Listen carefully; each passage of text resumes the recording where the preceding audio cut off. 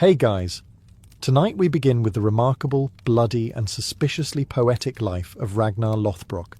So before you get comfortable, take a moment to like the video and subscribe, but only if you genuinely enjoy what I do here. And let me know in the comments where you're tuning in from and what time it is. It's always fascinating to see who's joining us from around the world. Now, dim the lights, maybe turn on a fan for that soft background hum, and let's ease into tonight's journey together. You enter the world with all the historical precision of a foggy riddle. No birth certificate, no carved runestone, not even a good saga consensus. One moment you're a boy on a fjord, the next you're Ragnar Lothbrok, future terror of the Anglo-Saxon coast. Honestly, it's a lot to live up to for a child who still thinks moss is a snack. Your father might be a petty king, or just petty. Some say he ruled Sweden, others say Denmark, and a few suspiciously drunk poets claim he ruled absolutely nothing except his goats. Your mother? Possibly noble, possibly mythical, possibly just someone who told bedtime stories involving trolls and decided to raise one. You, little Ragnar, are already an inconvenience to historical clarity. Life in your early years is rustic, to say the least. Cold, damp huts, fish for breakfast, lunch and dinner. You learn to swing a wooden sword before you learn to read. Not that literacy is particularly encouraged. It's hard to write poetry when your hands are full of sheep entrails. By the time you're old enough to walk without falling in the snow, you've also learned not to ask too many questions. If a man with one eye and 12 scars says your destiny is to become a great warrior, you nod and say thank you. Even if he smells like spoiled herring and hasn't blinked since last winter. Your first real claim to fame comes from a fashion statement. You craft trousers from the hairy hide of a beast, maybe a bear, maybe just a very angry goat. Either way, the nickname sticks. Lothbrok, hairy breeches, not the swift, not the brave. Just pants. Still, you make it work. You wear them proudly. You wear them into battle. You wear them to dinner. People talk. You don't care. You're already halfway to becoming a legend, and the other half is just waiting for you to invent the concept of overcompensating. At night, you sit by the fire and listen to tales of Odin, Thor, and warriors, who ride into Valhalla on ships of flame. You stare into the embers, and something inside you knows. One day they'll tell stories about you. You just hope they get your pants right. You don't remember your first boat ride, but your back still does. It probably started when your father, or your uncle, or a vaguely intoxicated neighbour with calloused hands and too much free time, shoved a child-sized oar into your palm and said, "Row, boy." No explanation, no encouragement. Just row, or be left behind. Vikings don't do floaties. The ship is a longship, but it feels longer when you're 5 years old and rowing next to men named Skull Splitter and Eric the Flatulent. You sit on a damp wooden bench for 12 hours, rowing to the beat of a man who bangs a drum like he's angry at rhythm itself. You develop blisters. Then those blisters develop their own blisters. Congratulations, you're now officially part of the crew. Meals at sea consist of dried fish, salt, and mild dysentery. You learn quickly that the sea doesn't care how heroic your future legend will be. It's cold, it's wet, and it smells like every Viking's undergarments. The good news? You get used to it. The bad news? You get used to it. Navigation is a mix of intuition, stars, and sheer Nordic stubbornness. If you sail west and hit something, it's either land or a whale. Either way, you raid it. Between bouts of rowing, you get your first taste of Viking campfire tales, drunken recollections of battles, beasts, and bizarre encounters with monks who can't fight and don't shave properly. You listen wide-eyed, wondering if you'll ever have your own story told in mead halls, ideally with fewer mentions of seasickness. You also learn a few key Viking rules. Never trust a Saxon with wine, always secure your helmet before jumping off the ship, and if the gods give you a good wind, don't ask why, just raid. By the time you're a teenager, your arms are stronger than most adult oxen, and your sense of direction is eerily accurate, even when mildly concussed. You've weathered your first storm, You've bailed water in a panic. You've thrown up on a chieftain's boots and somehow survived the experience. You are no longer just a boy with hairy pants. You are a Viking with boat legs, fish breath, and a steadily growing appetite for glory. And you're not even out of puberty yet. You've finally made it. You've rowed across freezing seas, eaten enough dried cod to qualify as partfish. And now, at long last, you see it. A monastery. Peaceful. Quiet. Absolutely crawling with unarmed, robe-wearing men who've never even seen an axe up close. You are about to become a very traumatic footnote in their illuminated manuscripts. You beach the longship at dawn, because if there's one thing you Vikings love more than gold, it's dramatic timing. The mist rolls in. Birds scatter. One monk drops his wooden spoon in slow motion. You charge, shouting something vaguely heroic. To be honest, it's mostly just noise. You're here for silver chalices, exotic food, and the sheer thrill of terrifying people who pray instead of fight. The monastery is defenseless. These men believe in peace, charity, and scriptural obedience, all useful qualities when tending to a vegetable garden, but not so helpful when a hairy man with a battle axe is kicking down your door. You find them clutching relics, shouting Latin, and, in one case, hiding behind a stack of dried fish. You are not impressed, but you are intrigued by their shiny goblets and bizarre haircuts. You ask one of them where the treasure is. He starts singing. You assume this is a war song and knock over a table for good measure. Gold is found, bread is taken, and one very confused monk ends up in your boat, not as a prisoner per se, but as a conversational piece. You've never met someone so terrified and so polite at the same time.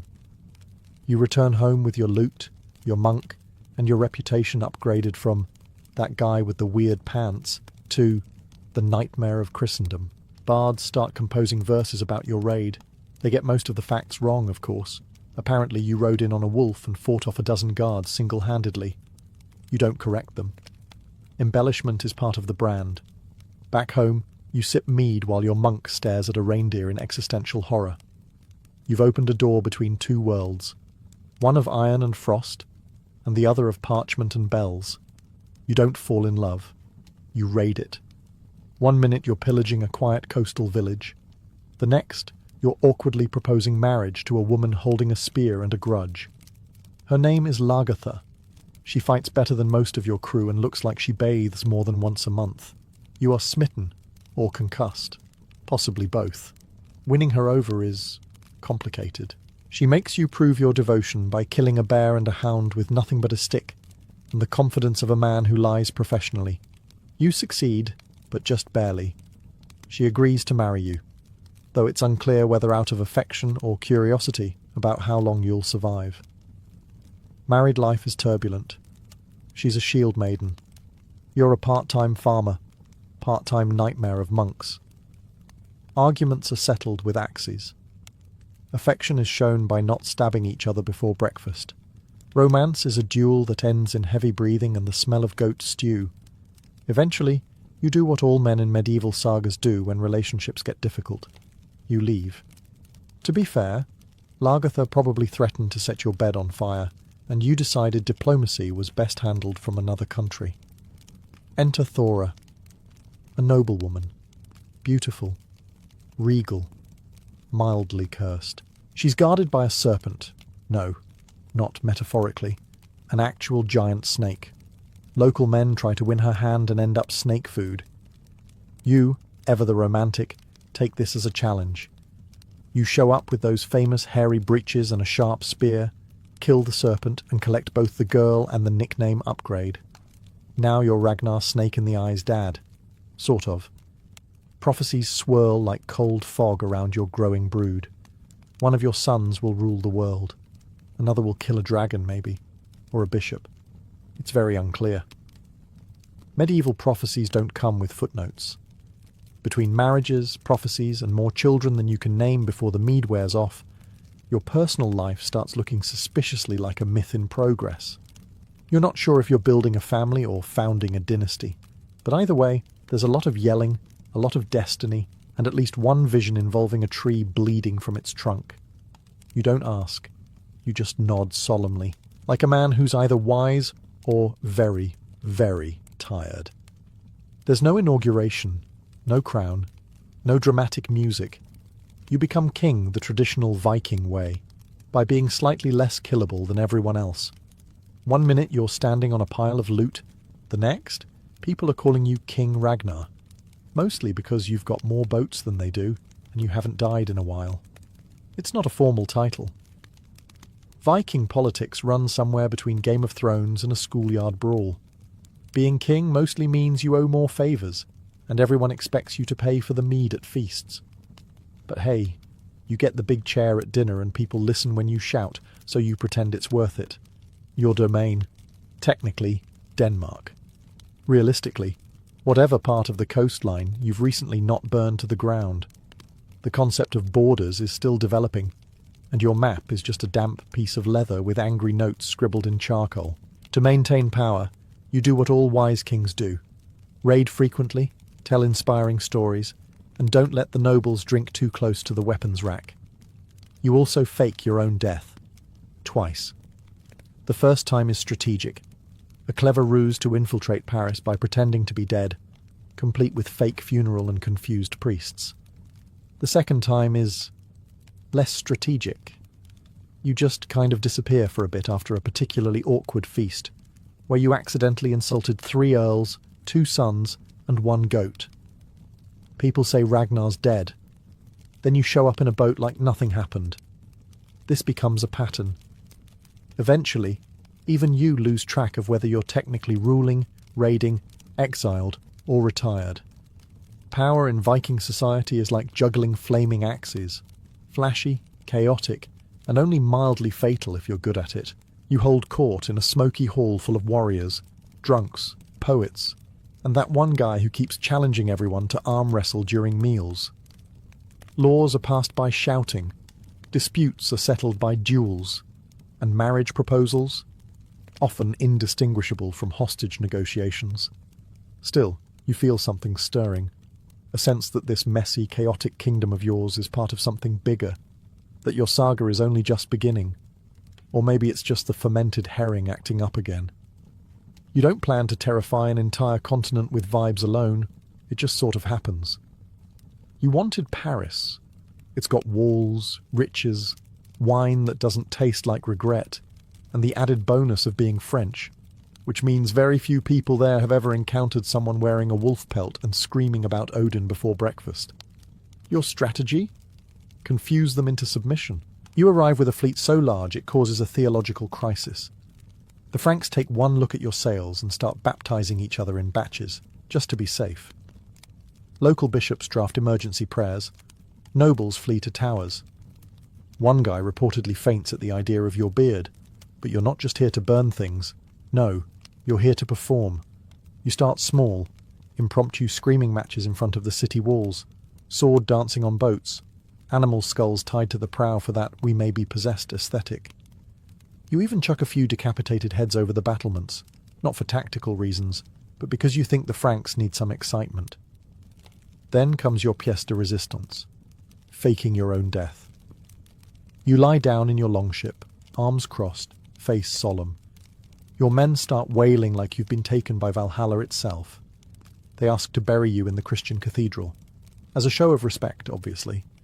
The Franks, caught between superstition and peer pressure, agree, and so they open the gates. You rise from your coffin mid-ceremony like a hungover ghoul with tax questions. The crowd screams. The bishop drops his Bible. And before anyone can process what's happening, you've raided the cathedral, looted the treasury, and possibly converted a few onlookers through sheer trauma. It's not war, it's theatre. You leave Paris not just as a conqueror, but as a legend, a ghost story, a cautionary tale mothers whisper to their children. Clean your room, or Ragnar will sail up the Seine and scream at your house. Back in the north, your people are impressed. You didn't just win, you psychologically scarred a kingdom. You've invented a new kind of warfare, confusing your enemies so thoroughly they forget how doors work. You're not just a Viking now, you're a myth in progress. At some point, You realize raiding coastal monasteries is child's play. You're Ragnar Lothbrok, semi-king, snake fighter, beard model, and you're bored. So you turn your gaze toward Paris, not for strategic reasons, not even for the loot. Okay, partly for the loot. Mostly because Paris is big, shiny and French, and you want to see what happens when you poke it really hard. You gather a fleet of hundreds of ships, thousands of warriors, and zero plans. Strategic meetings are held by grunting at maps and arguing about where to set the bonfires. Your sons come along, of course. Bjorn is eager. Ivar is suspiciously enthusiastic about siege tactics for a toddler. You sail up the Seine like it's your personal driveway. The Parisians panic, bells ring, priests scream. The nobles discover what happens when you build your city around wine, bread, and zero defences against madmen in fur capes. Your first assault is classic Viking, yelling, axes, and flinging flaming things at walls. Paris, however, turns out to be slightly more fortified than your average coastal monastery. So you adapt, which means you shout louder and invent siege towers that mostly just fall over. Innovation is hard. As the siege drags on, you get creative. You blockade. You taunt. You send messages by attaching notes to arrows, usually something like, "Hi, we're still here." Your men start feasting on swan and questionable eels. Morale remains high thanks to storytelling, drinking, and the occasional indoor screaming match. Eventually, the Franks offer money. A lot of money. The kind of ransom that makes even the gods raise an eyebrow. You pretend to consider it, mostly to look regal. Then you take the gold and leave, as planned, after a theatrical display involving your deathbed, a surprise resurrection, and a bishop wetting himself. Was the siege a strategic masterpiece? No. Did you gain territory? Also no. But you walked into the heart of the Carolingian Empire, banged on the door, and walked out richer than a dragon in retirement. The message is clear. Ragnar goes where Ragnar pleases, and Paris now sleeps with one eye open. You've raided abbeys, burned towns, survived snake pits, and fathered enough children to start your own war-themed reality show. But nothing prepares you for French food. It starts after the siege of Paris, when the Franks, desperate to stop you from stealing everything not nailed down, and a few things that are, offer you tribute. Gold, relics, and a royal feast meant to honour you. You agree, mostly out of curiosity and a dangerous level of overconfidence. The table is set. There are no roasted boars, no blood sausages, no mead horns overflowing with glory.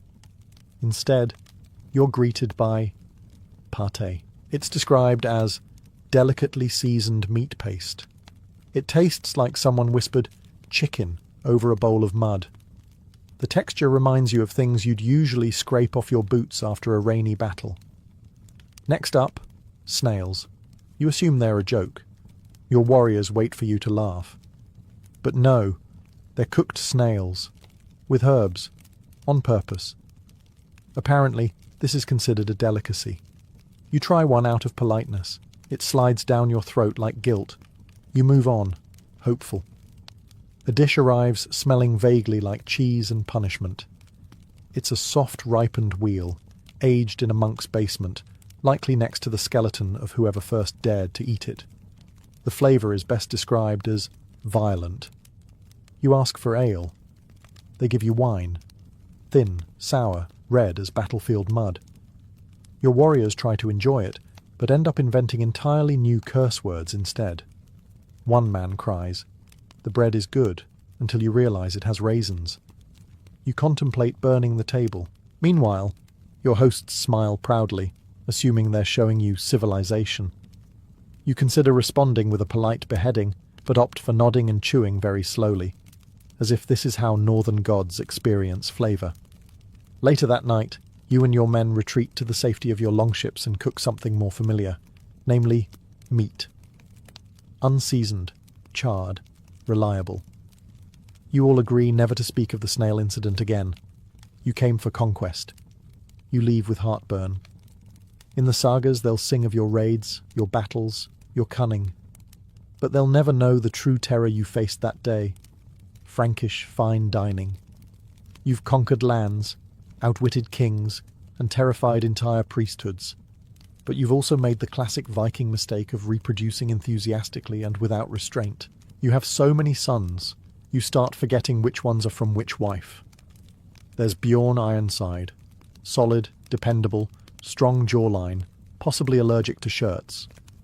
Then there's Ivar the Boneless, who walks like a riddle and talks like a prophet with anger issues.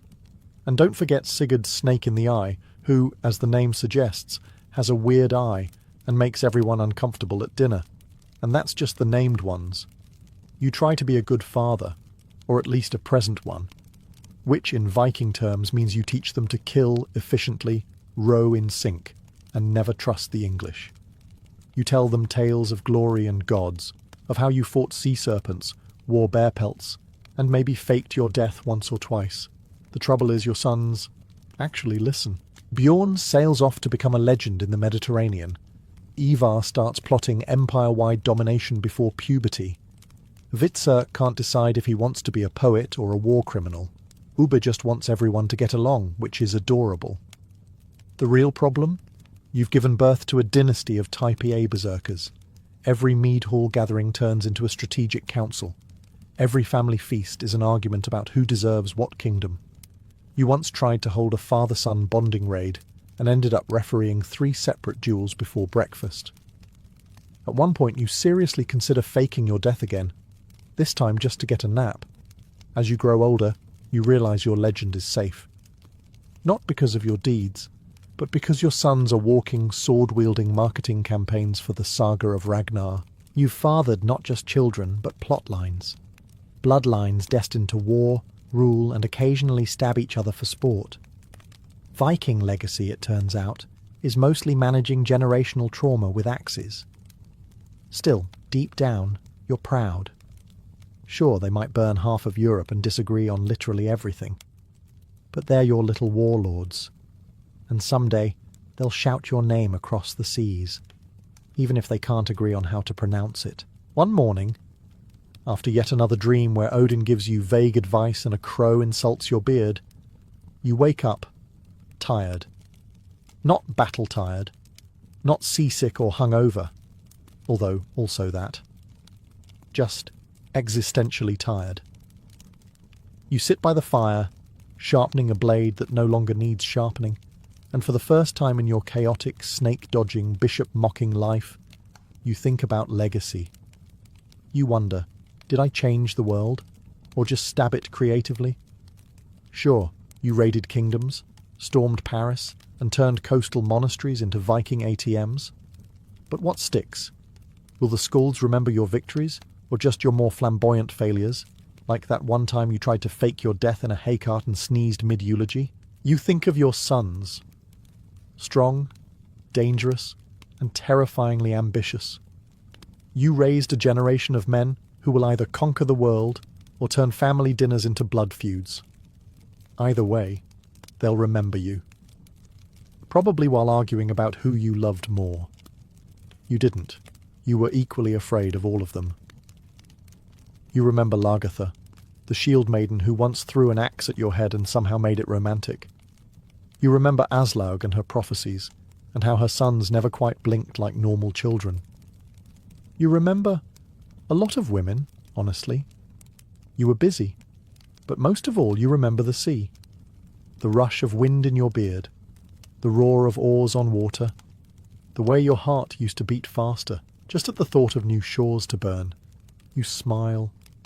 You don't regret much. Maybe that one snail. Then, like all good Norsemen, you shake off the sentimentality. Reflection is for kings with pensions. You're Ragnar. Your story isn't told in soft voices around the hearth. It's roared across mead halls by drunk men with bad memories. Still, it's a nice thought, that long after your bones are dust and your sons are arguing over your axe collection, someone somewhere will whisper your name, and then add, "Wait, wasn't he the one who got dropped into a snake pit?" Yes. Yes, he was. but we'll get to that soon. Let's face it, when your hobbies include raiding kingdoms, mocking royalty, and pretending to be dead for dramatic effect, it's only a matter of time before someone gets tired of your nonsense. That someone turns out to be King Ella of Northumbria, the human equivalent of a grudge carved into a stone wall. You've insulted him, humiliated him, and possibly borrowed a few of his coastal villages without returning them. He's not thrilled.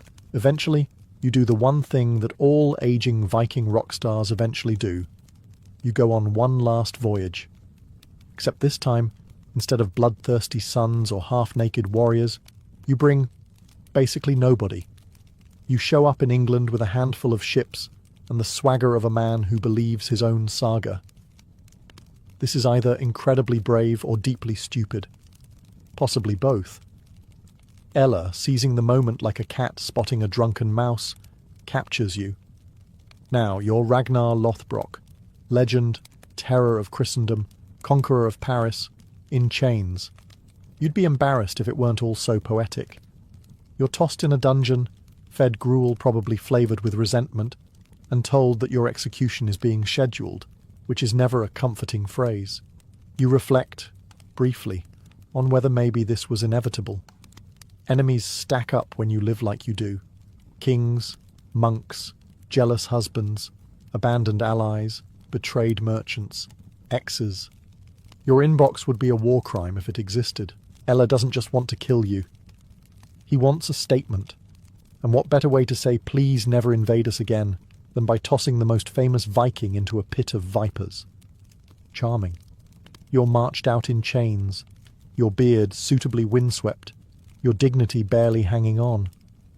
A crowd gathers, some to cheer, some to gloat, a few just to see if the snake pit rumour was true. Spoiler, it is. You're Ragnar Lothbrok, son of Odin, according to questionable sources, and now you're snake bait. Because of course you are.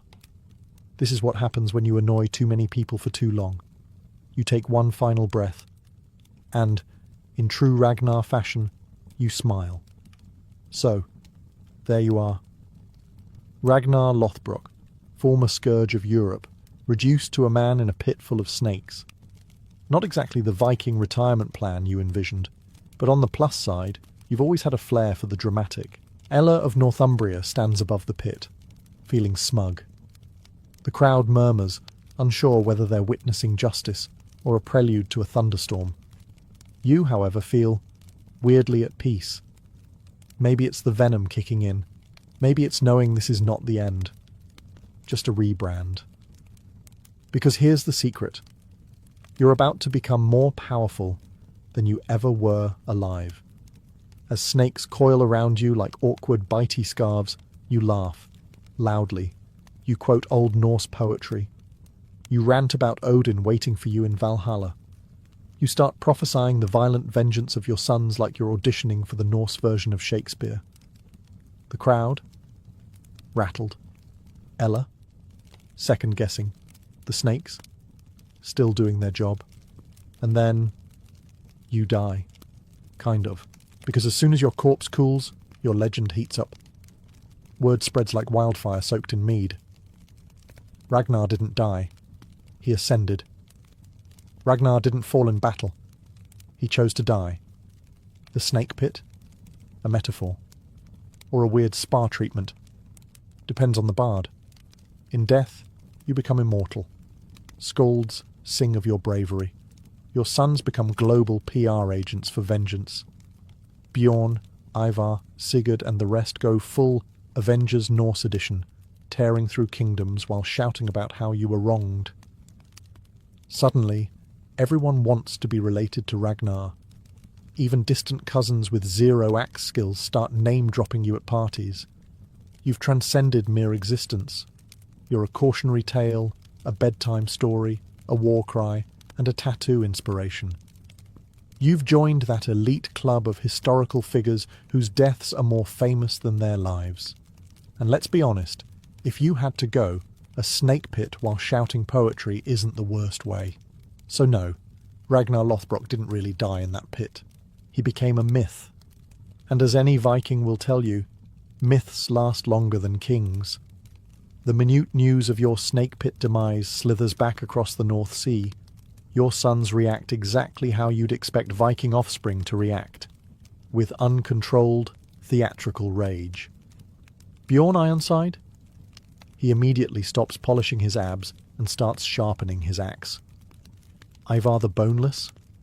His eyes light up like someone just handed him a personalised blood feud.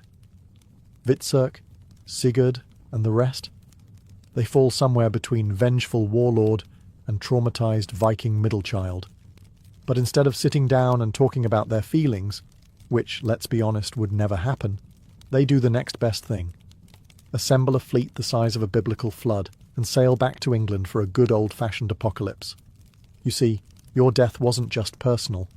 It was marketing. You, Ragnar, have become the Norse equivalent of Obi-Wan Kenobi, struck down only to become more powerful in myth than you ever were in flesh. Your sons don't just want revenge, they want to avenge your legend. And so begins what future historians will call the Great Heathen Army, and what Ella will call Oh No. They descend upon England with the subtlety of a dropped longship. Villages burn, Saxons panic. Kings hold emergency prayer meetings. Ella himself is captured in a delightful twist of poetic symmetry. Then comes the part you'd love most. They don't just kill him. No. They give him the blood eagle, that charming Viking chestnut involving ribs, lungs, and more screaming than a medieval dentist's office. Whether this ritual actually happened or is just Nordic PR is up for debate. But it feels Ragnar-y. After that, chaos. Your sons begin carving out kingdoms, fighting over land, loyalty, and who Dad loved more. Ivar becomes a terrifying legend in his own right. Brilliant, brutal, and entirely unbothered by the laws of spine or sanity. Bjorn explores, conquers, and flirts with being king of everything. Hvitserk broods. Sigurd glares. Ubbe tries to be reasonable. Never works. It's a full-blown saga, complete with betrayal, family drama, and questionable hairstyles. Basically, if HBO had existed, your estate would be swimming in royalties. You may be dead, Ragnar, but your drama lives on. You're dead, officially. But honestly, that's just when the real work begins. Because now, you're no longer a man. You're an idea, a vibe, a legend wrapped in fur, dipped in blood, and set to a brooding soundtrack. Bards across Scandinavia are in full creative overdrive. Suddenly, everyone has a Ragnar story. Did you fight a dragon? Possibly. Did you sire 47 children, including half-wolves and berserker demigods? Debatable. But who's going to stop them? History, as it turns out, is remarkably flexible when the subject is too dead to argue. Some tales say you were the son of a king. Others, a farmer with main character energy. Your wives multiply with each retelling. One's a shield maiden, one's a witch, and one's suspiciously good at prophesying doom.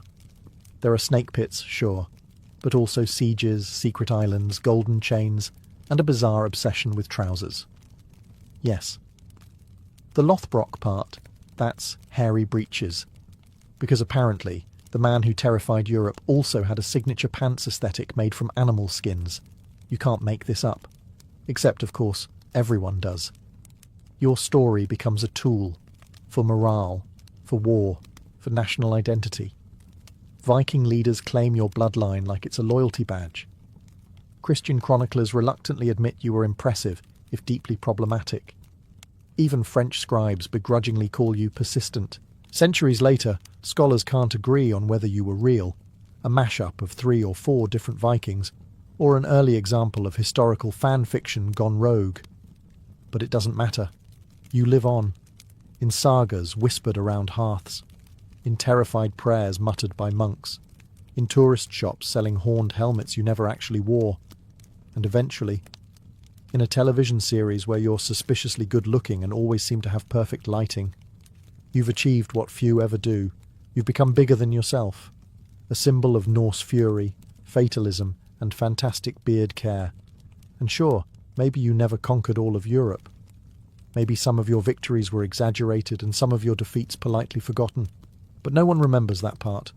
They remember Ragnar, the man, the myth, the walking spoiler alert. In the Victorian world, mourning was never simply about sadness. It was a system, an economy, and in many ways, a social obligation. The death of a loved one did not end with burial. Instead, it triggered a cascade of rituals, purchases, and performances that could last years. Entire industries thrived on grief, and mourning itself became one of the most visible expressions of social respectability. Specialized shops appeared in cities like London, selling nothing but mourning attire. Drapers stocked endless bolts of black crepe, bombazine, and silk, while jewelers crafted brooches and rings that incorporated symbols of grief. Weeping willows, urns, angels, and locks of hair. Even stationers profited, printing black-bordered writing paper for letters of condolence. Undertakers, once seen as simple tradesmen, rebranded themselves as professionals who orchestrated the full spectacle of funerals, from hearse decorations to the hiring of pallbearers and even mutes, men dressed in solemn black, whose only duty was to look appropriately mournful as they walked beside the coffin. The rules surrounding mourning were not vague suggestions. They were codified in etiquette manuals and enforced by social scrutiny. A wealthy widow was expected to remain in deep mourning for at least 2 years, her clothing layered in heavy black fabric, her social life reduced to near invisibility. Families who failed to follow these expectations risked whispers of disrespect or even moral failing. Mourning became not just a personal expression of grief, but a public performance of virtue, devotion, and class. This intense codification created what might be called the mourning economy. Factories produced endless yards of black textiles. Newspapers filled their pages with advertisements for undertakers' services, mourning jewellery, and even corsets specially designed to be worn under black gowns. For the middle classes, already anxious to prove their refinement, participating fully in mourning rituals was a way of climbing the social ladder. Even the poor stretched their meagre incomes to afford proper funerals, fearing the shame of appearing careless with the memory of the dead. In short, mourning in Victorian Britain was not an isolated moment of sorrow. It was a ritualized way of life, one that transformed personal loss into a carefully staged social drama. Grief became visible, regulated, and profitable, and no household could escape its reach. Clothing was the most visible marker of grief in the Victorian age, and it was impossible to escape its rules. To step into public without the proper mourning attire was to risk scandal, humiliation, or even the loss of one's social standing. Mourning dress acted as a uniform of sorrow, broadcasting to the world not only that someone had died, but also how closely the mourner had been related to the deceased, and how much time had passed since the death. The body might be buried in a matter of days, but the wardrobe carried grief for years. For widows, the expectations were particularly severe. In the first stage, known as deep mourning, they were required to wear matte black garments made of crepe or bombazine, fabrics chosen specifically for their dull, lifeless finish. Jewellery was forbidden, save for pieces of jet or memorial items incorporating the hair of the deceased. Veils of black crepe or silk, sometimes covering the face down to the waist, were mandatory when appearing in public. This stage lasted at least a full year, often 2, during which time the widow was expected to live almost like a shadow of herself, moving silently through the world in perpetual black. Gradually, the rules allowed for transition into half-mourning. This stage introduced softer shades, greys, lilacs, and mauves, that signalled grief was easing, but not forgotten. Jewellery could return in moderation, often in the form of lockets or brooches bearing the loved one's image or hair. It was in this stage that society began to re-accept the mourner, offering invitations and visits once more. Men, by contrast, bore a far lighter burden. A black suit, a cravat, or even just a black armband could suffice. Their mourning was less about fashion and more about symbolic acknowledgement. Children, too, had their own codes. Little girls might wear white dresses trimmed with black ribbons, while boys dressed in dark coats. The sheer complexity of these rules gave rise to an entire industry of mourning dressmakers who specialized in outfitting families at short notice. Some families even rented mourning clothes, unable to afford the expense of custom garments. Etiquette books published strict timelines for how long one must remain in each stage of mourning, depending on the relationship: widow, child, parent, sibling, or even a distant cousin. In Victorian society, grief was stitched into the very fabric of daily life. Every hemline, veil, and ribbon carried meaning, turning sorrow into a visible code that could be read by anyone who passed you on the street. In the Victorian imagination, hair was more than a strand of keratin. It was a relic of permanence. Skin decayed, bones crumbled, but hair remained unchanged for centuries. This quality made it the ideal vessel for remembrance, and so it became the centerpiece of a uniquely intimate mourning practice: the crafting of jewellery and keepsakes from the hair of the dead. A lock of hair could be woven into intricate patterns, braided like fine thread, or even ground into pigment to tint a miniature portrait. Jewellers in London and Paris became masters of the art, offering catalogues of rings, brooches, bracelets, and lockets specifically designed for memorial purposes.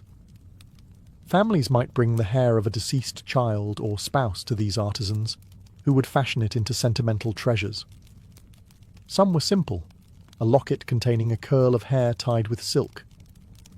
Others were astonishingly complex, entire wreaths made of twisted hair flowers encased under glass domes, or bracelets woven entirely from the strands of the departed. Contrary to modern sensibilities, Victorians did not find this macabre. To them, it was tender. Wearing a ring containing a lock of a mother's hair was a way of keeping her physically close. Parents mourning children often commissioned elaborate hairwork wreaths, arranging strands from multiple siblings in floral patterns. These keepsakes, proudly displayed in parlours, acted as both memorial and conversation piece. The practice was not confined to the wealthy. Printed instruction manuals taught women how to craft hair jewellery at home, a skill as common as embroidery. Middle-class families unable to afford a jeweller could still honour their loved ones with handcrafted tokens. Of course, the market expanded beyond mourning. Hair jewellery was also exchanged among lovers as symbols of devotion, but its strongest cultural power lay in memorialisation. Queen Victoria herself helped popularise the trend when she commissioned jewellery made from the hair of her beloved Prince Albert after his death. Her example filtered through society, lending royal legitimacy to a practice already steeped in sentimentality. These objects remind us that Victorian mourning was not only public, but deeply personal. While veils and dress codes announced grief to society, hair jewellery allowed mourners to carry the dead privately, against their skin, woven into the very fabric of daily life. To the Victorians, a lock of hair was not grim, it was eternal. The Victorian era was obsessed with memory, and no innovation captured this more vividly than post-mortem photography. In an age when few families owned painted portraits and photography itself was still expensive, the death of a loved one often became the moment when a photograph was finally taken. These images were not morbid curiosities. They were sacred relics, often the only lasting visual record of a person's existence. Photographers specializing in mourning portraits traveled to homes soon after death, carrying heavy equipment to set up cameras beside the deceased. Infants and young children were the most common subjects, since childhood mortality remained heartbreakingly high. Adults were also photographed, often posed in chairs or beds, their clothing carefully arranged, their faces brushed with powder to soften the pallor. To the modern eye, these photographs may appear eerie, but to Victorian families, they were acts of love. Techniques varied. Some photographers posed the dead in lifelike positions, propping them with hidden stands or seating them beside siblings. Eyes might be painted open on the photograph afterward, creating an unsettling illusion of alertness. Others preferred more peaceful compositions, the child lying on a pillow, holding flowers, or the adult surrounded by symbols of faith like crucifixes and Bibles. In every case, the goal was not to emphasize death, but to capture a final semblance of life. These photographs were treasured and displayed prominently in parlours or kept in albums alongside portraits of the living. They were sometimes inscribed with the person's name, age, and date of death, turning them into both image and epitaph. Families would look at them not with discomfort but with reverence, often using them as focal points for remembrance during anniversaries or gatherings. Post-mortem photography also reflected the democratization of memory. Whereas painted portraits had been the privilege of the wealthy, photography made commemoration accessible to the middle classes. Even modest families might save to afford a single mourning photograph, ensuring their loved one was never forgotten. The practice faded by the early 20th century, as death gradually retreated from the household to hospitals, and mourning customs became less rigid. Yet in the Victorian world, post-mortem photography was not a strange curiosity. It was the ultimate merging of technology and sentiment. For families who had so little time with their children or spouses, one frozen image was enough to make memory eternal. In the Victorian age, funerals were not merely solemn farewells. They were spectacles, choreographed displays of grief that blended ritual, performance, and social commentary. To bury a loved one was to stage a public event, and the scale of that event spoke volumes about the family's status, wealth, and piety. Death was a stage, and the funeral was its grand performance. The centerpiece was the hearse itself. Wealthy families commissioned magnificent horse-drawn carriages painted black and adorned with elaborate plumes of ostrich feathers. The horses, too, were draped in black trappings, with attendants walking beside them in sombre livery. The longer the procession, the grander the display of mourning. For poorer families, the contrast was stark. Many went into debt just to hire a modest hearse or coffin, unwilling to risk the shame of appearing careless with the dead. Professional mourners, known as mutes, were another key part of the pageantry. These men were hired to walk silently beside the coffin, their solemn presence signalling the weight of grief. Their role was not to express emotion, but to embody it, to make grief visible, even if the family's own sorrow was private or restrained. In many ways, they functioned as living symbols of mourning etiquette. Inside churches and chapels, funerals became further stages for performance. Flowers were arranged not only for beauty but for symbolism, lilies for purity, ivy for eternal life, and evergreens for the promise of resurrection. Clergy delivered eulogies that blended comfort with moral instruction, reminding the living of their duty to prepare for death. The coffin itself was often lined in silk, adorned with brass fittings, and engraved with verses of scripture or poetry. For the Victorians, attending a funeral was a communal obligation.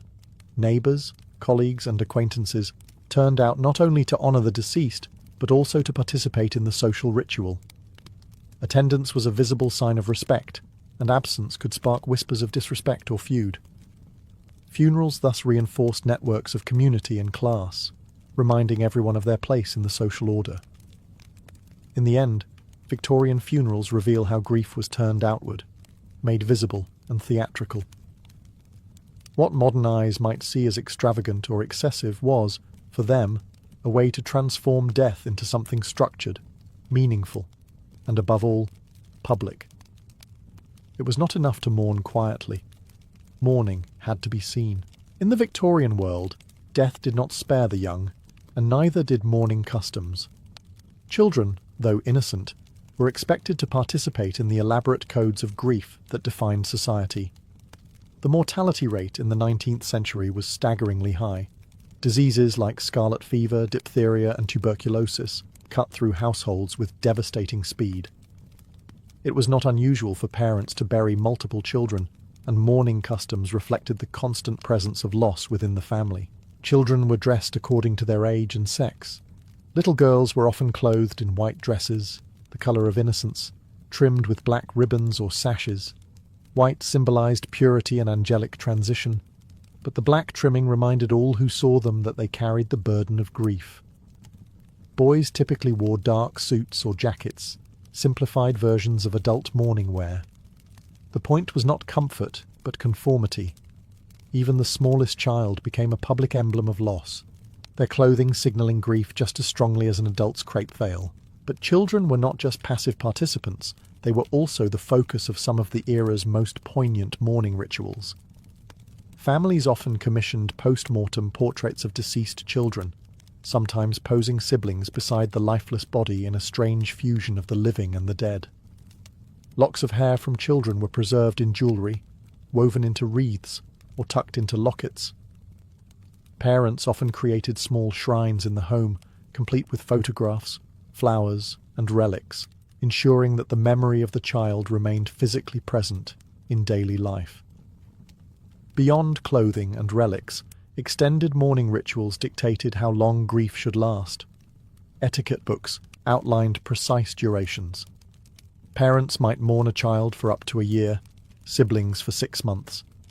Anniversaries of death were solemnly observed, with families gathering to visit graves, send memorial cards, or hold small services. Some families left an empty chair at the dinner table, a daily reminder of absence. The weight of these rituals was heavy, but they also gave structure to unbearable loss. In a world where disease and death struck unpredictably, ritual provided order. For children, participation in mourning was both a duty and a lesson. It taught them early that death was not hidden away, but acknowledged, woven into the rhythm of life itself. Victorian childhood, then, was shadowed not only by the risk of early death, but by the certainty that mourning would follow.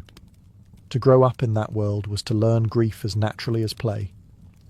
Victorian mourning was not merely about loss, it was a code of conduct, one that reinforced the values and hierarchies of the time. Nowhere was this more evident than in the realm of gender. The rules for men and women were not equal.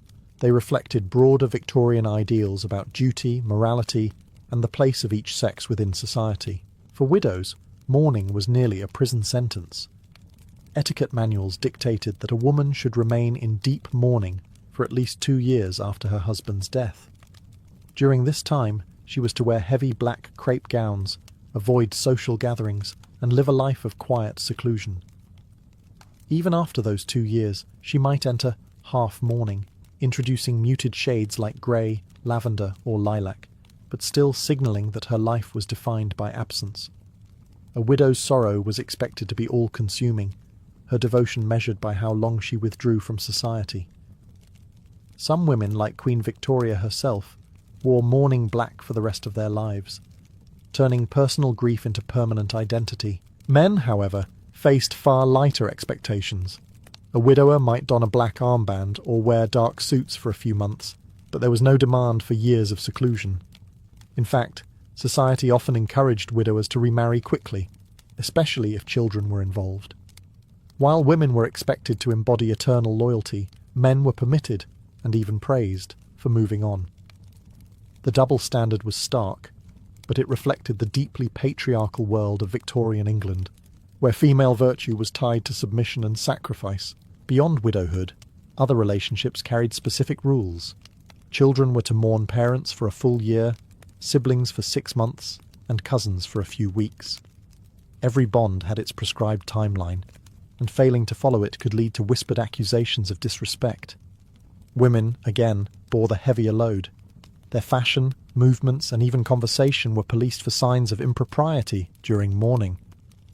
A woman who appeared too lively, too soon, risked social ruin. These rules, though rigid, served a purpose. They turned grief into a shared language, recognizable to everyone.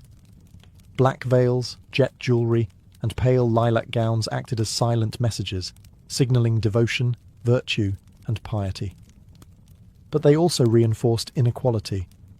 Women's grief was expected to be public and prolonged, while men's was brief and private.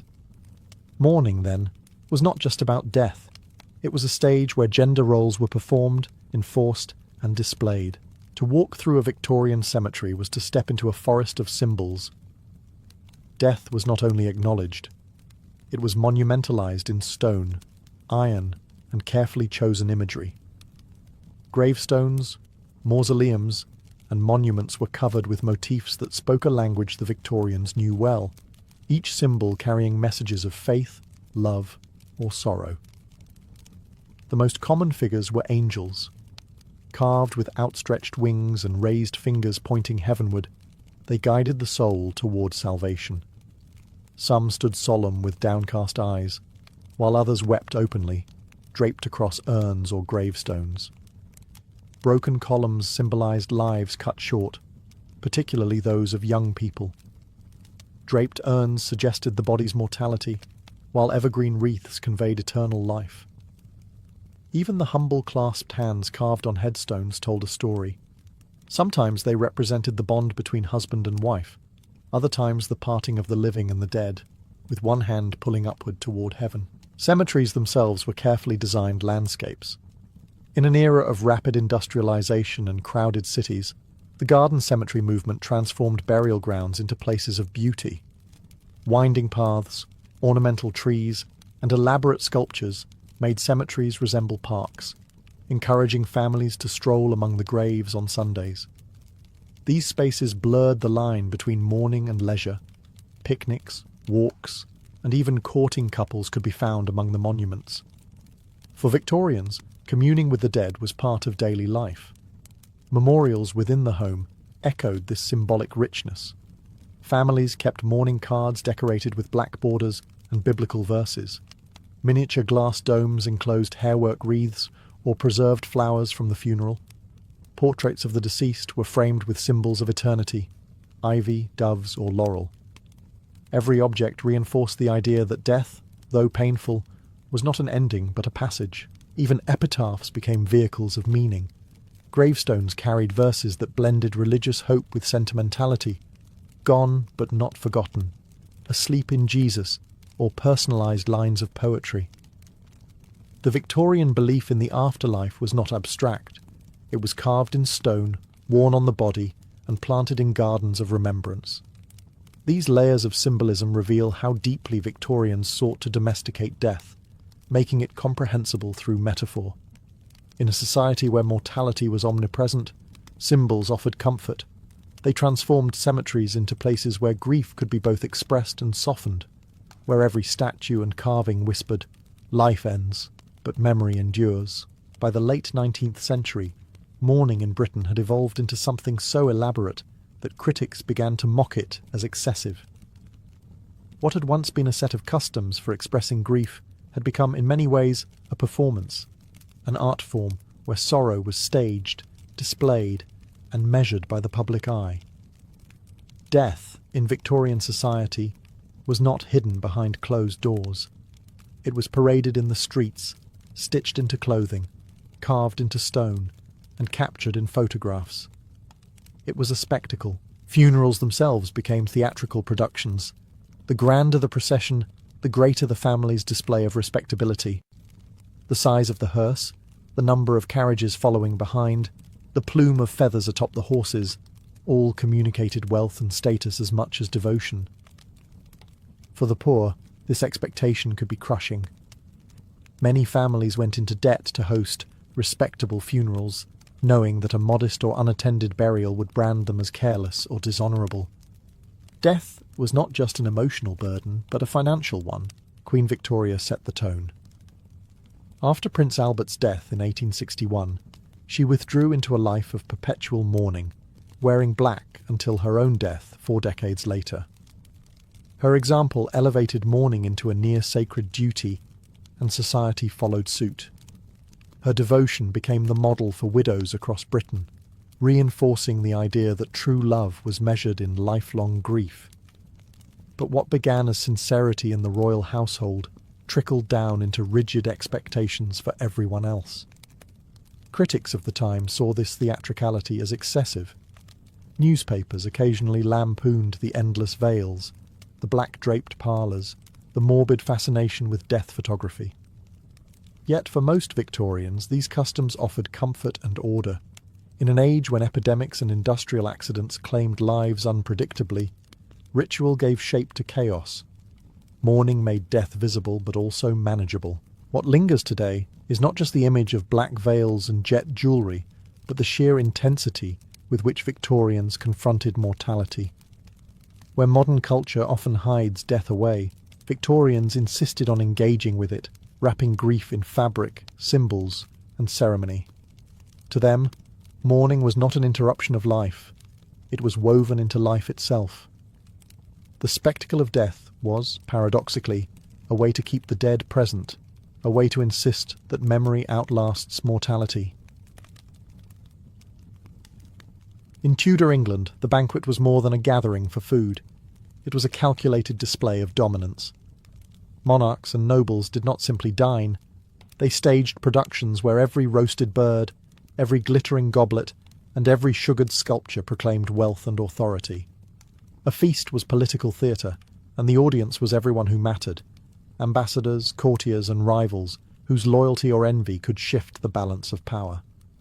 For Henry VIII and Elizabeth I, feasts were weapons in their arsenal of rule. A hall set with groaning tables announced prosperity, even when the treasury ran thin. To serve dishes of abundance, layered courses that stretched into the dozens, was to assure guests that the crown had access to limitless resources. More than that, it was a message. If this much food could be spared for a single evening, imagine the reserves behind it. Guests were not meant to leave comfortably full. They were meant to be overwhelmed. The scale of Tudor banquets defied reason. Entire roasted boars were presented alongside peacocks redressed in their feathers, swans gilded in gold leaf, and pies that burst open to release live birds in a show of culinary theatre. The very excess was the point. Eating until one could not move was less important than witnessing the host's ability to summon such wonders from kitchen and countryside alike. But feasts also functioned as stages of hierarchy. Seating arrangements were meticulously planned, with the monarch or noble seated beneath a canopy, their elevated dais a reminder of divine status. The closer one sat to the centre of power, the greater the honour. Those relegated to the far edges of the hall understood the message. Banquets were as much about reminding people of their place as they were about feeding them. Beyond England's borders, banquets impressed foreign emissaries. A lavish spread of imported spices, Mediterranean wines and sugar confections told ambassadors that England was not a provincial kingdom, but a player in the global trade networks of Europe and beyond. Every feast was diplomacy made edible. Thus, a Tudor banquet was never just a dinner. It was spectacle, statement, and stagecraft rolled into one. The food dazzled, but the message was clear. Here was power, visible and consumable, served on silver platters for all to admire. At the heart of Tudor banquets lay the royal table, a physical and symbolic centrepiece of power. To dine in the same hall as the king or queen was a privilege. To share their table was an honour reserved for the few. The royal dais, raised above the rest of the hall, was not just about visibility. It was a throne in miniature, reminding everyone that sovereignty extended even into the rituals of eating and drinking. The table itself was dressed as magnificently as the monarch. Linen cloths were imported from Flanders, goblets of silver and gilt reflected candlelight, and great salt cellars, massive vessels often shaped like ships or castles, stood as symbols of rank. In fact, placement relative to the salt cellar was a subtle code. The highborn sat above the salt, closer to the monarch, while lesser guests found themselves below the salt, reminded of their lower standing even as they ate. The foods chosen for the royal table were not random. Dishes were carefully selected for symbolism. Venison from the royal forests spoke of privilege, for only the crown could grant hunting rights. Exotic fruits like oranges and pomegranates hinted at England's growing ties to Mediterranean trade. Imported spices, cinnamon, pepper, nutmeg, signalled both wealth and access to global commerce. Even sugar, still a luxury in Tudor England, was lavished on elaborate sculptures called subtleties, edible works of art that doubled as political propaganda. These might depict castles, coats of arms, or even allegorical scenes meant to flatter the monarch or reinforce dynastic claims. But the royal table was not only about magnificence, it was also about control. The monarch's dining habits were highly ritualized. Servants performed elaborate ceremonies of hand-washing, wine-pouring, and dish-tasting. Each gesture reinforced hierarchy. The monarch did not touch food until it was presented, uncovered, and declared safe. Guests observed this choreography with awe, understanding that the act of eating was as carefully managed as any court ceremony. For foreign ambassadors, the spectacle of the royal table was diplomacy at its most tangible. Here was England's ruler, seated above shimmering dishes, surrounded by abundance and ritual. Every bite taken was meant to convey stability, strength, and divine favour. To eat at the royal table was to participate in a performance of monarchy itself. The food was sustenance, but the ceremony was power, reminding all who watched that even the simplest act, lifting a cup, could become a symbol of rule. If the royal table was the throne of dining, the food served upon it was theatre in edible form. Tudor cooks, often trained in grand households or abroad, were less concerned with flavour than with spectacle. A dish was meant to astonish before it ever touched the lips. Banquets became stages, and food became the actors. Exotic dishes were prized not simply for their taste, but for what they represented: access, wealth, and power. A roasted swan, its feathers carefully reapplied after cooking, was a dramatic centrepiece that declared the household's dominion over nature itself.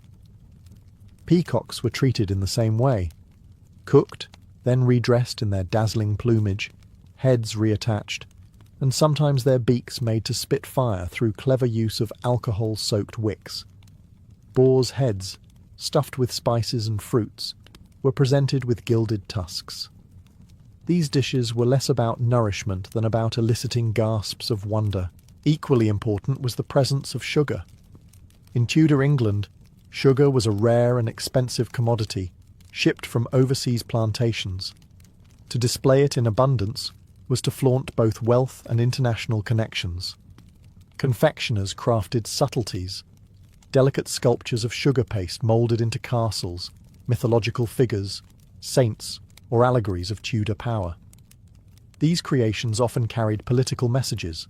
A sugar fortress might symbolise England's strength. A sugar Tudor rose, dynastic legitimacy. Guests devoured not just sweets, but symbols of propaganda. Spices played their part in the drama. Cinnamon, nutmeg, pepper, and cloves were used lavishly, not for subtle seasoning, but for extravagance. A heavily spiced dish told guests that the host could afford what most households might only smell at market stalls. Even common meats and fish were elevated by drowning them in exotic flavours. Theatrical touches extended beyond the food itself. Pies were sometimes baked with live birds inside, so that when the crust was cut, a flurry of sparrows or doves would erupt from the dish, to the amazement of diners. Coloured jellies, layered in bright reds and greens, trembled in candlelight like jewels. Nothing was too impractical if it could dazzle. These spectacles were not just indulgence, they were messages. To present exotic dishes was to show mastery over trade, nature, and artistry. In a world where most people dined on bread, ale, and pottage, the banquet hall became a realm of fantasy, where food transformed into theatre, and eating became an act of awe. If meat was the muscle of Tudor banquets, sugar was the soul. In the 16th century, sugar was still considered a rare luxury, imported at great expense from overseas. To modern eyes it might seem ordinary, but to the Tudors it was a glittering symbol of wealth and refinement. To display sugar in abundance was to demonstrate that one's purse was deep, one's connections far-reaching, and one's sophistication unquestioned. Confectioners, highly skilled artisans in noble households, transformed sugar into marvels of edible art. These creations, known as subtleties, were anything but subtle. They took the form of miniature castles, saints, heraldic beasts, ships, and allegorical scenes, all painstakingly moulded from sugar paste. Painted with bright dyes or even covered with gold leaf, they dazzled guests with their artistry before ever being tasted. The sculptures often carried political messages. A sugar Tudor rose might proclaim dynastic stability, while a sugar crown reminded diners of the legitimacy of royal power. Every banquet was also a stage for propaganda, and sugar was the medium. Sugar was also used in medicines and as a symbol of health. Sweetened syrups and lozenges were offered at the end of meals, believed to aid digestion and ward off disease. To consume sugar was not just indulgence, it was a performance of wellness and privilege. Ordinary people rarely tasted it. In their world, honey remained the sweetener of choice. For courtiers and nobles, however, sugar became almost addictive, shaping an entire culture of sweetmeats, candied fruits, and preserved flowers. Perhaps the most striking use of sugar was in the creation of banqueting houses, small, separate rooms, or garden pavilions, where dessert was served in a display of elegance and intimacy. Here, tables groaned under platters of marchpane, marzipan, comfits, candied citrus peel, and wafers. Guests moved from the great hall into these spaces for a second act of the feast, one that was lighter but no less political. The sugar banquet was where alliances were whispered, marriages hinted at, and diplomacy sweetened. The heavy reliance on sugar also left its mark on Tudor health. By the late 16th century, tooth decay became so common among the wealthy that blackened teeth were almost a status symbol, proof of one's ability to indulge. Elizabeth I herself was said to have a sweet tooth, favouring candied violets and marchpane. Her smile, darkened by decay, became a strange badge of royal luxury. In Tudor feasting, sugar was not just food. It was spectacle, medicine, politics, and indulgence wrapped into crystalline perfection. Tudor banquets were not only about eating, they were immersive performances where music, spectacle, and pageantry carried as much weight as the food itself. To sit at a great feast was to be enveloped in a world where every sense was engaged. Sight, sound, taste, and even smell. Entertainment was carefully chosen to reinforce the grandeur of the host and to ensure that the banquet lingered in the memory of every guest. Music was the constant heartbeat of the Tudor feast. Minstrels and consorts of viols, lutes, and shawms played as courses were brought in, filling the hall with harmonies that reminded guests of courtly sophistication. Trumpeters announced the arrival of each new dish, turning even roasted meat into a royal procession. The combination of sound and sight transformed dining into theatre. Diners were not simply eating, they were participating in a choreographed event. Masks and pageants added another layer of drama. Costumed performers emerged between courses, enacting allegories or mythological scenes that flattered the monarch or celebrated dynastic triumphs. A masque might feature gods and goddesses descending to honour the king, or actors dressed as virtues and vices in a moral play that reinforced Tudor authority. These performances were as political as they were entertaining, reminding guests that even leisure was bound to power. Jesters also played their role, offering comic relief amid the pomp. Their jibes, though sometimes sharp, were tolerated because they provided a sanctioned outlet for humour in otherwise rigid settings. Jugglers, acrobats, and even animal trainers might appear, dazzling guests between heavy courses. The goal was variety. Banquets lasted hours, sometimes entire days, and entertainment kept spirits high while guests digested. The visual environment itself was part of the show. Banquet halls were lit with hundreds of candles and torches, casting golden light across polished silver and gilded dishes. Tapestries depicting battles or biblical scenes hung from the walls, reminding guests of the host's lineage and piety. Even the servants, clad in livery, moved in carefully rehearsed patterns, their service a performance of discipline and wealth. For ambassadors and visiting nobles, the entertainment was more than diversion. It was a statement. A host who could summon musicians, actors, and spectacles on command demonstrated not only wealth, but control over culture itself. To feed the body was impressive, but to command art was sublime. Thus, Tudor banquets fused food and entertainment into a single act of theatre, leaving no guest in doubt. They had witnessed magnificence, orchestrated down to the last note. No Tudor banquet was random in its layout. The seating plan itself was a map of power, a visible chart of who mattered and who did not. Where one sat, and beside whom, was as important as what one ate. In fact, for many guests, the true feast was not on the plate, but in the subtle politics of proximity to the host. At the centre of it all sat the monarch or noble, elevated on a raised dais under a canopy of state. This was not mere decoration, it was architectural hierarchy. The elevation reminded every eye in the hall that the ruler was literally and symbolically above the rest. Their table was laid with the finest cloths and the grandest salt cellars, often shaped like castles or ships. To dine at this table, or even near it, was to bask in reflected authority. The closer one sat to the monarch, the greater the honour. Those above the salt, seated between the monarch and the great salt cellar, were individuals of high status or royal favour. They enjoyed not only finer cuts of meat, but also the prestige of visibility. Those below the salt sat farther away, still well fed, but reminded of their lower station. Even at a feast of excess, not all portions of honour were equal. Every detail reinforced order. Courtiers competed fiercely for placement, knowing that to be seated near the sovereign could mean influence, advancement, or favour. To be pushed to the margins was a warning. One star at court was dimming. Ambassadors carefully noted their positions compared to rivals, reading the seating as a diplomatic barometer of England's priorities. A chair could speak louder than a treaty. The hall itself emphasised this hierarchy.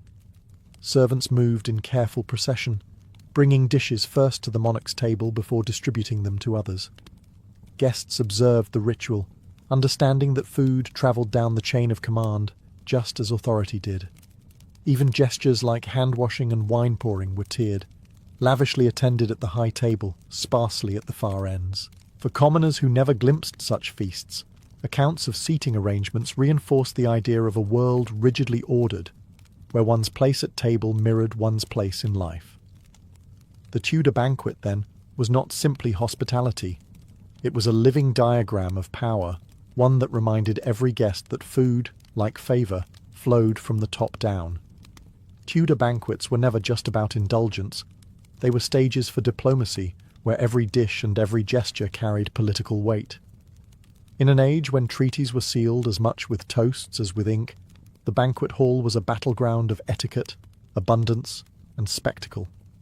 A feast could charm allies, unsettle rivals, and project England's image as a kingdom of both wealth and stability. Foreign ambassadors who attended Tudor banquets were treated to calculated displays of magnificence. The endless succession of courses, swans, venison, sugar subtleties, was more than culinary variety. It was a message. England could afford excess, even in times of scarcity. This was a country whose monarch could command resources at will. To dine at Henry VIII's table, for instance, was to be reminded of his expansive reach, his ability to import spices from the East and wines from France, even while waging costly wars. Banquets also provided informal stages for negotiation. While formal treaties were signed in chambers, relationships were built over food and wine. Ambassadors positioned near the monarch could whisper flattery, hint at proposals, or gauge reactions. The convivial atmosphere, softened by music and spectacle, allowed delicate topics to be broached more smoothly than in council halls. Feasting blurred the line between entertainment and statecraft. Politics also unfolded among domestic elites. Invitations to a banquet were signals of favour. Absence could be read as a deliberate slight. Who was seated near the king or queen was itself a form of messaging. A rival moved further down the table understood their diminishing influence. A newcomer granted a seat near the high table knew their star was rising. The banquet was a theatre of inclusion and exclusion, where one's political fate might be glimpsed in the placement of a chair. Even the choice of food carried symbolic meaning. Serving sturgeon from English rivers, or venison from royal forests, reinforced sovereignty over land and resources. Exotic fruits and spices highlighted international connections. Sugar subtleties often depicted allegories of power, castles, crowns, or mythological figures affirming Tudor supremacy. Every course was propaganda, sweetened, spiced, and served on silver platters. For the Tudors, then, banquets were more than hospitality. They were tools of governance, subtle yet powerful instruments of persuasion. To feed an ambassador was to impress him. To overwhelm him with abundance was to remind him that England, though insular in geography, was vast in ambition. Tudor banquets were not random indulgences. They followed rhythms dictated by both the church calendar and the turning of the seasons. Religion, deeply woven into daily life, shaped not only when people could feast, but what could be eaten. Seasons, in turn, determined what could be harvested, hunted, or preserved for the table. Together, they created a cycle of abundance and restraint that gave Tudor dining its unique character. The Catholic Church imposed strict rules on diet, especially regarding fasting and abstinence. Fridays, Lent, and numerous holy days required the avoidance of meat. Yet even in this restriction, Tudor feasts found opportunity. Hosts turned fasting meals into lavish showcases of fish and seafood, eels, salmon, sturgeon, and even imported delicacies like salted cod from northern waters. Elaborate fish pies and stews replaced roasted boars and venison, reminding guests that magnificence could be achieved even within religious limits. After the English Reformation, many of these traditions persisted, their power less theological than cultural. Fasting days were simply part of the rhythm of life. The seasons dictated availability. Autumn was the season of the hunt, when venison and game birds filled banquet tables. Winter feasts relied on preserved foods, salted meats, dried fruits, and strong ale, paired with imported luxuries to make up for scarcity. Spring brought fresh greens, young lamb, and eggs, symbols of rebirth celebrated in Easter feasts. Summer was the height of abundance. Cherries, strawberries, and peas appeared in tarts and stews, while fresh herbs brightened otherwise heavy dishes. To serve seasonal foods was both practical and symbolic, showing mastery over the natural cycle. Feasts tied closely to the liturgical year became some of the grandest spectacles. Christmas, for example, was marked by the boar's head ceremony, in which a whole roasted boar was paraded into the hall with song and fanfare. Twelfth Night featured revelry, masquerades, and sweetmeats. Easter feasts celebrated renewal with lamb, while harvest festivals honoured plenty with bread, ale, and pies brimming with autumn produce. Each religious occasion became an opportunity for display, reinforcing both piety and prosperity. What emerges is a portrait of banquets as mirrors of the divine and the natural. To feast was to honour God's bounty, and to demonstrate one's ability to harness it. Even the most extravagant Tudor banquets were anchored in this balance, abundance tempered by religious observance, magnificence shaped by the cycle of the seasons. Though the Tudor dynasty ended in the early 17th century, its feasting culture left a long shadow over English dining traditions. What began as political theatre in the great halls of Henry VIII and Elizabeth I echoed into the Stuart courts, the Georgian dining rooms, and even the Victorian fascination with elaborate table settings. The Tudor banquet, in its extravagance and symbolism, became a template for how power could be staged through food. One legacy was the emphasis on display. The Tudor obsession with spectacle, swans redressed in feathers, sugar castles, pies that erupted with live birds, inspired later generations to see dining as performance. Even as culinary tastes shifted toward refinement and subtle flavours in later centuries, the principle remained. Food was not only for nourishment, but for impressing, entertaining, and communicating status. The idea of the showpiece dish owes much to Tudor banquets. Another enduring mark was the centrality of sugar. Tudor confectionery, with its subtleties and sweetmeats, set the stage for England's growing addiction to sugar in the centuries that followed. By the 18th century, tea sweetened with sugar became a national ritual, a habit rooted in the Tudor use of sugar as luxury and symbol. The glittering banquets of the 1500s paved the way for a culture where sweetness became both daily comfort and imperial commodity. Tudor feasting also cemented the link between dining and diplomacy. The idea that a banquet could sway alliances or communicate power continued into later courts. Ambassadors expected to be fed well. Monarchs knew that to scrimp was to risk offence. Even in modern state banquets, where dishes are more restrained, the echoes of Tudor grandeur remain in the careful choreography of courses, seating, and ceremony. Perhaps most lasting, however, was the Tudor belief that food mirrored hierarchy. The arrangement of tables, the division of portions, the ritual of service, all reinforced social order. This culture of rank and privilege persisted long after the Tudors, shaping English dining etiquette for centuries. Even today, the notion of a head table at weddings or banquets recalls the dais of Tudor halls.